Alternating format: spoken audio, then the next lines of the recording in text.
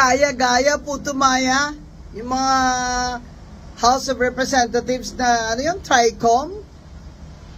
Gaya-gaya po tumaya. Ang tanong, bakit si Diskaya hindi na testify sa inyo at nag-affidavit sa inyo? Doon siya kay Senator Marcoleta sa Blue Ribbon ng Senado nagtapat. Kasi po, nakakatakyot kayo dyan. Wala pong tiwala sa inyo ang magiging state witness. Kasi nga po, ang mga kumobra ng mga kickback dyan na sinasabi ng mga Diskaya ay nasa House of Representatives. Kaya ang sabi nga ni statement ng Malacanang, Executive Secretary Bersamin, na dating Chief Justice, ay you clean your house first. Abay, parang si BBM pa yata may kasalanan nitong mga ghost project at flood control kickbacks na ito ha. Ang labas dito parang sinasabi pa ni Saldico na hindi totoo yan. Hindi naman ako ang mastermind dyan. Aba, di magtapat ka na. Kung hindi si Saldico ang mastermind, sino ang mastermind? Tinutukoy niya si House Speaker Romualdez ba? Kasi yun ang laging lumalabas na pangalan doon sa testimony ni Diskaya, na yung 25% daw na kinikickback, binibigay nila doon through the DPWH or sa collector, bagman nitong mga congressman. Ang sinasabi, 25% ay para sa taas, kay Saldico at para kay Romualdez. At yung 5% naman, grabe, 30% lahat. Ang 5% naman ay yung insertion fee ng congressman na nagpa-insert doon sa budget.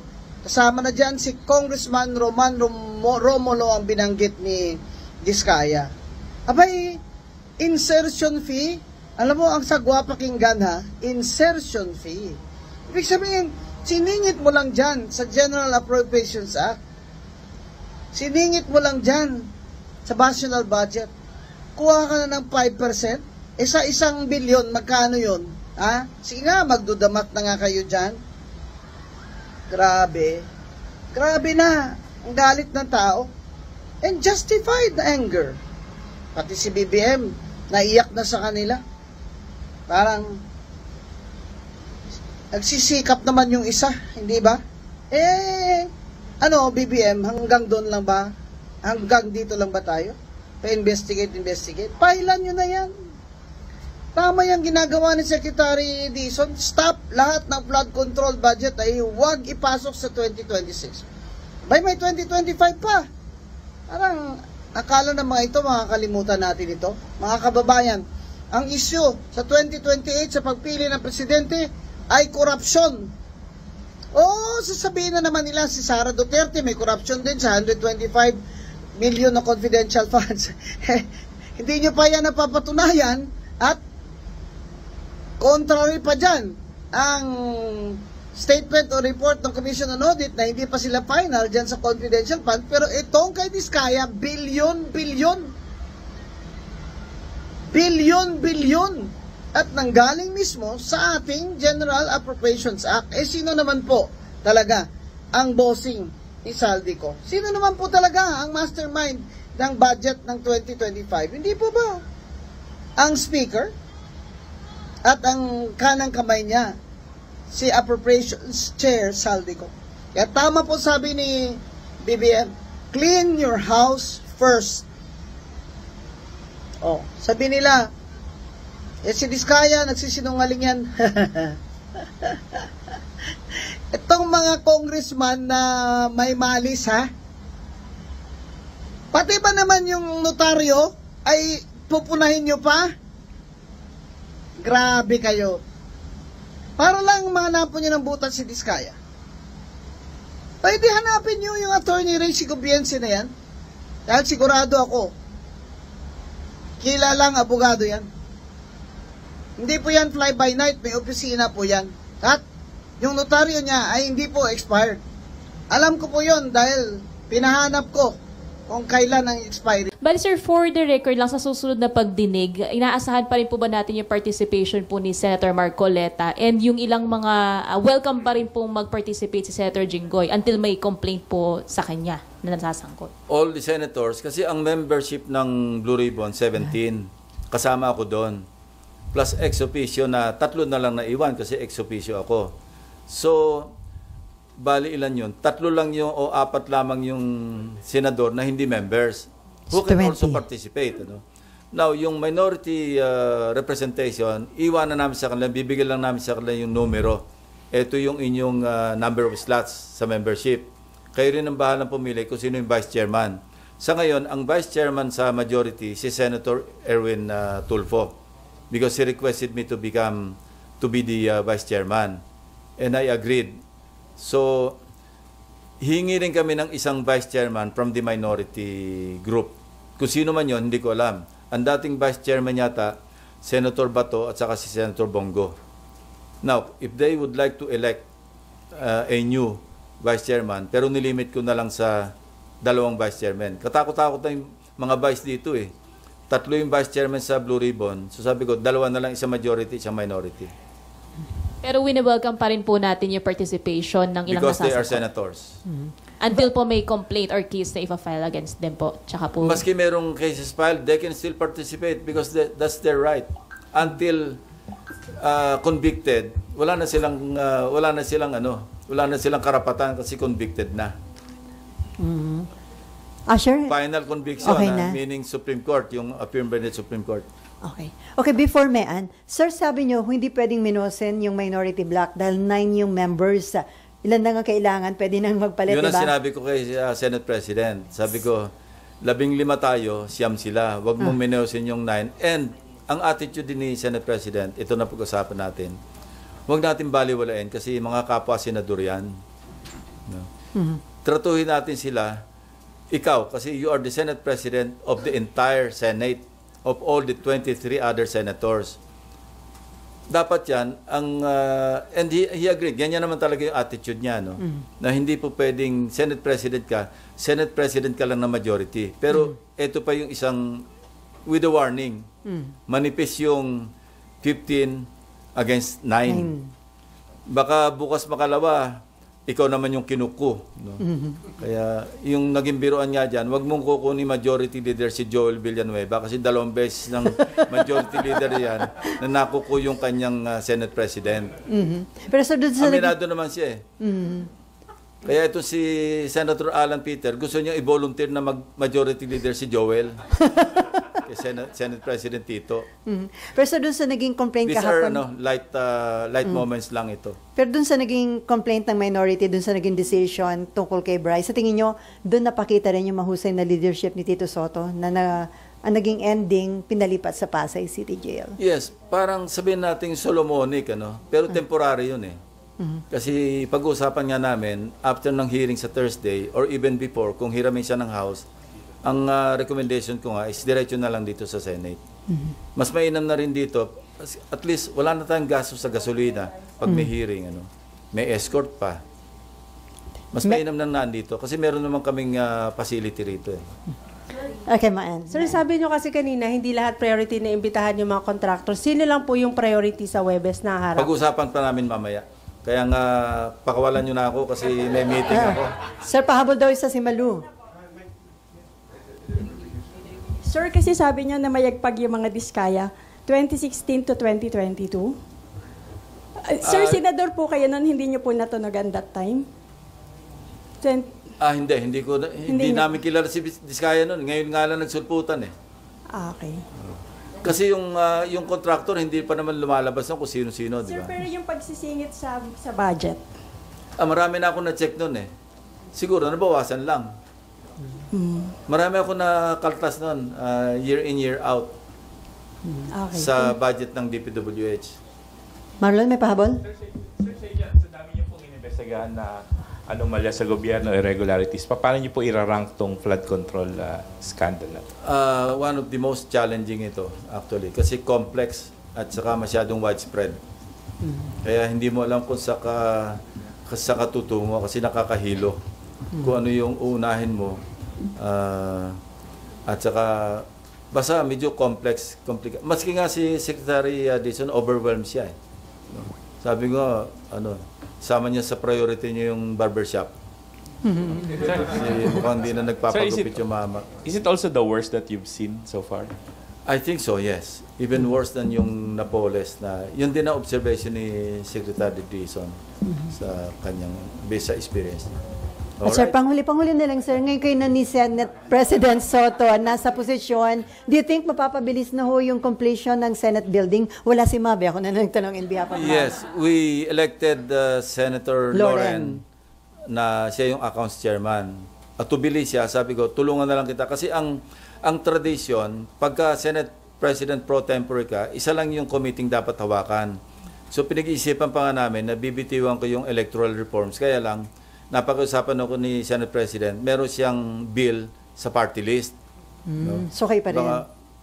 In the meantime. No? But eventually, I will relinquish yung chairmanship ng electoral reforms dahil nga isa lang dapat. So yung accounts, hindi ko na nga mahawakan. Sabi ko lang kay Senator Loren, bigyan lang kita ng staff backup na mga sanay na doon sa Senate building para mapadali. Sabi ko, ikaw rin, alis ka ng 2028, matikman mo man lang na mag-opisina ron. Yun ang challenge sa kanya. Yun ang carrot. So may Parliamentary immunity. Kasi nakapaload naman yun sa Witness Protection Program. Na kung saan, pag naupo ka sa isang pagdinig ng komite, at ikaw ay nag-grantan, na-grant ng Senate President, upon the recommendation of the chairman, na covered ka ng legislative immunity, lahat ng sasabihin mo, maski incriminate mo yung sarili mo, hindi pwedeng gamitin sa'yo. Now, yung moving forward, kung magkaroon ng prosecution, wala na yung Senado doon. Ang magdidetermine kung sila ba ay uubrang maging ordinary witness or witnesses or accused to be discharged as a state witness, iba yon, korte na yon. Recommendatory yung prosecution. Pero yung as far as treating them as ordinary witness or witnesses, DOJ yon. Sila magpo-prosecute. Yun ang pinapaliwanag ko pagka may lumalapit sa amin. May lalapit, pero ang aking kondisyon, kailangan tell all, hindi pwedeng tell half or tell 1/4. Kasi hindi pwedeng selective. Dapat talaga tell all. At malalaman ko naman, winawarningan ko rin, malalaman ko kung kayo nagsasabi ng lahatan at totoo at kung hindi. Kaya yun ang warning ko sa kanila. Apparently, noong sinabi ko yon, para nagbago, hindi na bumalik eh. So sabi ko, tabla tayo. Kapag ngayon, kaya ngayon hindi naman ako at liberty na sabihin ko sino-sino. Because ang sinabi ko sa kanila, this meeting never happened. Unless nagkasundo tayo, na willing kang humarap sa pagdinig, na i-identify mo sarili mo, then this meeting happened. So wala pang willing to tell all, wala pa sir sa mga nakausap niyo? Well, alam mo, nagbabakasakali na makakabola eh. Hindi naman lang ako mabobola eh. Okay, Nympha, Daniel, and then Mean. Sir, yung sabi niyo po na nagpunta, based sa CCTV, pumunta dito yung Mina. Dun sa report sa Check inyo... yung name ha. Opo. Hindi na talaga. Pero WJ yan. WJ. Sir, Sige, tuloy mo may lang. dala lang po Nakikinig ba? ako. Sige, sir. Multitasking. May bit-bit po ba na bag, maleta, or possible na sisidla ng pera, sir? Hindi ko pa alam yon, hindi ko pa nakita eh. Pinapasecure ko yung footage at the same time para mamaya kasi may meeting ako, may staff meeting ako after dito. I-prepare na namin yung susunod na pagdinig Mina, tama. Mina yung name ng representative ng WJ. So, tatalakay namin ano yung way forward namin sa pagdinig sa Thursday. At saka hindi ko iimbitahan lahat na pagkadami-dami na nakatanga lang yung karamihan, hindi naman natatanong. I-calibrate natin na priorities. Halimbawa, hindi ka pa naman importanteng matanong ngayon, siguro sa susunod na pagdinig na. Yeah. And then, sir, sabi niyo po, chine-check na ninyo yung sa 355 million na insertions. Sir, paano po ba yung naging insertions ito? Divided siya, hindi siya bultong 355? ang hindi ko sure kung total yung 355 o isang buong 355 sa isang item. No? Hindi ko nakita actually yung record. I only relied on the research work conducted by my staff. Nireport sa akin, and actually, May 2025, at nakita ko nga sa isang TV, kinamayan ba yun? Na meron sa Valenzuela na May 2025 na award, phase 3, pero hindi existing, meaning ghost project. So we will validate that. No? Merong ganong report. Isa na yon do sa 355. I think sa Valenzuela City yon na phase 3 ng isang flood control project. So we will validate that on the ground. Ano? Papupuntahan ko rin yon. Kasi nakita ko rin doon sa website ng DPWH na yung meron din yung global crit sa Valenzuela. Pero tingnan natin ano kung kasi kailangan sarili naming pagre-research ang gagawin. And then, sir, ano po ang balak ninyo tungkol kay Bryce Hernandez? Sir, ipatatawag na siya sa next hearing? Yes, ang original recommendation ko nung medyo nagkagulo ng konti dyan sa plenaryo. At ito'y pinarating ko rin kay Senator Marcoleta, kay Senator Cayetano, na-overtaken lang ako ng desisyon. At tinatanong ko sila, okay ba sa inyo na after the hearing on Thursday, hindi ko napapaalisin dito si Bryce. Dito na siya madidetain. Or, kung mauna siyang ipatawag ng House, pinahiram natin, halimbawa Monday, bibigyan namin instruction yung OSAA na paggagaling sa House, diretso na siya sa Senate. Hindi na sa Custodial Center. But then, nag-intervene na nakapag-decide pala si Majority Leader at saka si Senate President na sa Pasay City Jail dalhin. Kasi mas malapit sa Senate. So, i-clear ko pa ito kay Senate President. Hindi pa kami nagkausap na kung aprobado niya, after ng hearing ng Thursday, dito na lang manatili si Bryce Hernandez. So sa Thursday, sir, ang hearing? Sa Thursday ang hearing, 10 o'clock. Para mas mahaba, kasi alam mo, kailangan before 3 o'clock matapos yung pagdinig. Maraming nabibitin. And yun nga, humingi ako ng 2 days extension para mamarkahan namin yung lahat ng ebidensya na kalap. So ano yun, sir? September 17, tama ba? 14, 15, 16, 17. Tama. Thursday. Basta Thursday. Meron ka pa? Next Thursday, next week. Sir, before Daniel, pabor ka ba dun sa hindi pagpirma ni Senate President Soto doon sa recommendation na isilalim sa Witness Protection Program yung Diskaya couple? Well, unang-una, nag-decline na si SOJ eh. Sinabi na niya na ang isang kondisyon niya, restitution. So, nag-usap din sila ni Senate President, kaya siguro yun ang naging basis ni Senate President Soto na hindi niya napirmahan yung recommendation. In the first place, hindi na updated yun eh. Kasi nag-recommend doon yung dating Senate Blue Ribbon Chairman. Dapat yun, i-update.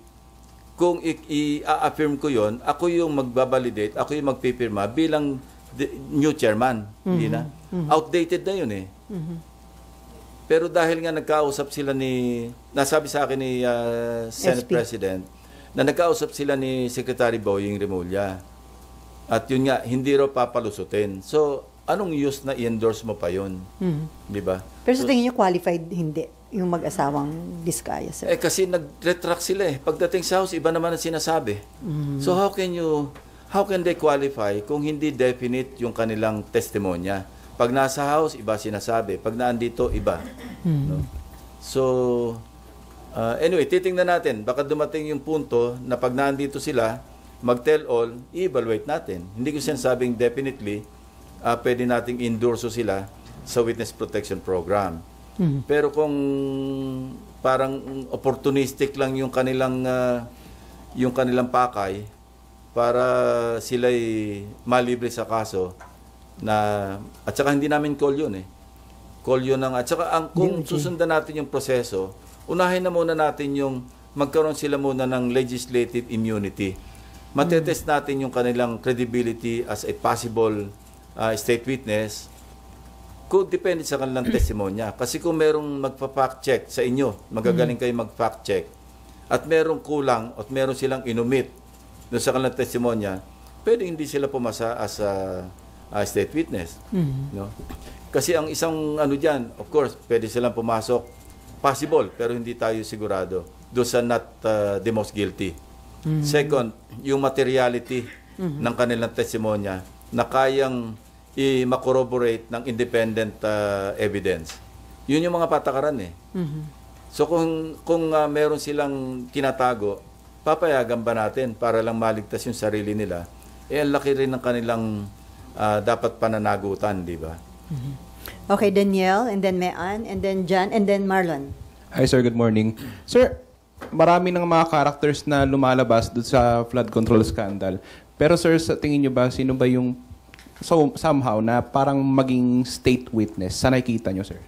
Sa ngayon wala pa kasi ngayon pa lang ako mag-hearing. Kasi ako, hindi lang yung record, gusto ko makita yung demeanor ng tao. Alam mo, hindi man ako West, pero ganyan yung mga judges eh. Kaya importante yung physical presence.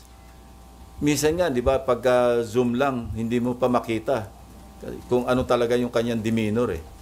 Mas importante yung kaharap mo, tinatanong mo, more or less mag-gauge mo kung binobola ka o hindi ba? So I cannot at this point in time conclude or even make a judgment kung uubra ba silang state witness. Sir, isang question na lang. Sir, lumabas na doon sa expose nyo yung MBB. Ipapatawag nyo rin po ba si dating Secretary Bonoan? Tsaka nakikita nyo ba talaga yung involvement niya doon sa flood control scandal? Una, gusto ko i-correct yung si Mark. Saan ba si Mark? Wala rito. Mark Medyo Cayabyab. nagulo yung report niya. Medyo mali yung understanding. Walang direct on record. Hindi ko sinasabing definite ito. Walang involvement yung mga anak ni Secretary Bonoan at Undersecretary Bernardo doon sa Global Crit Builders. Wala. Yun, pagmamayari yun ng mga maglangking. Ngayon, kung merong sila mga proxy doon, yung dalawa, Undersecretary Bernardo and Secretary Bonoan, hindi ko alam yon kasi wala naman sa record. Ang maliwanag na nasa record, yung mga anak ni Maglangke, Bernardo, at saka Bonoan. Yun, sinigurado ko yun kasi ang nakalagay lang doon is Fatima Gay B. de la Cruz. So, nung chinik ko yung B, Bonoan, hindi pa ako nakontento doon. Anak ba talaga ni Secretary Bonoan si Fatima Gay? Baka kaapelyido. So, we research further. Yung asawa nung si Secretary Bernardo, sulit. Ang maiden name ni Fatima Gay, sulit. Sobrang coincidence na yon. Not to conclude na anak niya. And wala naman tayo narinig na denial. So,